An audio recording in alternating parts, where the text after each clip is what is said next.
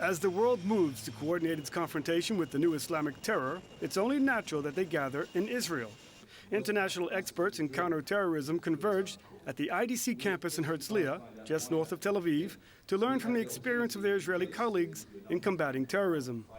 Dr. Jonathan Spire, who recently returned from a fact-gathering trip in northern Iraq, told the forum that he believes that since the panic of 9/11 13 years ago, governments in the West are displaying a growing lethargy to defeat terror. Unfortunately, I think what has happened is that people who've been willing to take advantage of that weariness, maybe to sell the idea that the war on terror is over, that it's already won, that it never really existed, that it doesn't need to be engaged with, those sort of people have got, I think, a little bit too much of a hearing in recent years because of the great weariness that, 13 years of war can certainly do to a society. Understanding the mind of the terrorists is the best way to defeat them. Israeli criminologists determined that young Muslims, including many who grew up in Europe, are being drawn to the ranks of ISIS by its wanton violence and the promise of martyrdom and glory. It's good to have thrill and adventures and to rape in the name of Allah. It's very, very nice, so they attract a lot of youth.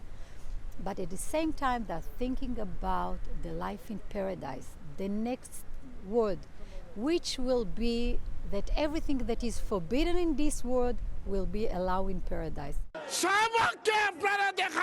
Berko says that due to its enormous and growing Muslim presence, Europe could soon be lost to an Islamic fervor led by those youngsters in the communities.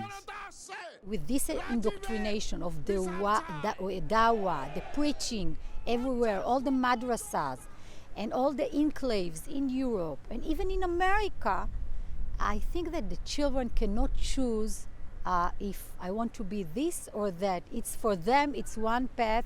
This is the education, this is the incitement, so the West is in danger.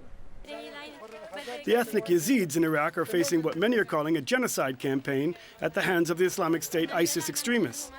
Dr. Mirza Dinyani, a Yazidi who survived a helicopter crash trying to rescue trapped Yazidis, was here to plead for help.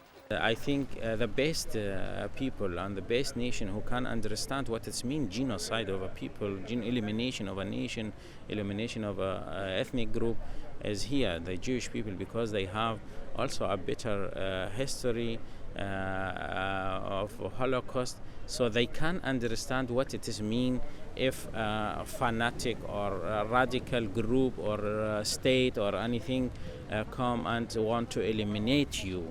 דאעש מתקרב לכיווננו מן המזרח וגם מן הצפון. Prime Minister Benjamin Netanyahu told the conference that the current efforts to confront Islamic State militants presents an opportunity for alliance building between Jerusalem and moderate Sunni countries in the Middle East, like Saudi Arabia. As a result of this, they're reevaluating their relationship with Israel. And they understand that Israel is not their enemy, but their ally in the fight against this common enemy. And I believe this presents an opportunity for cooperation and perhaps an opportunity for peace. The current focus is on global jihad, but other forms of terror were also addressed, such as cyber terror, whose perpetrators are more murky.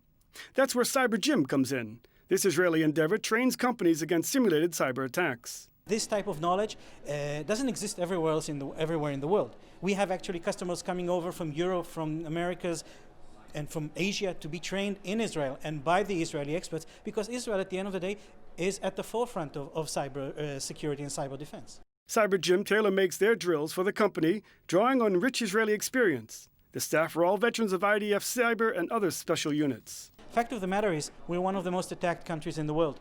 So we need to know how to defend ourselves. And the fact that we go on running, and the fact that people's lives are not actually endangered during their everyday life, it means that we know how to protect ourselves. Ariel Sullivan for Israel Up Close.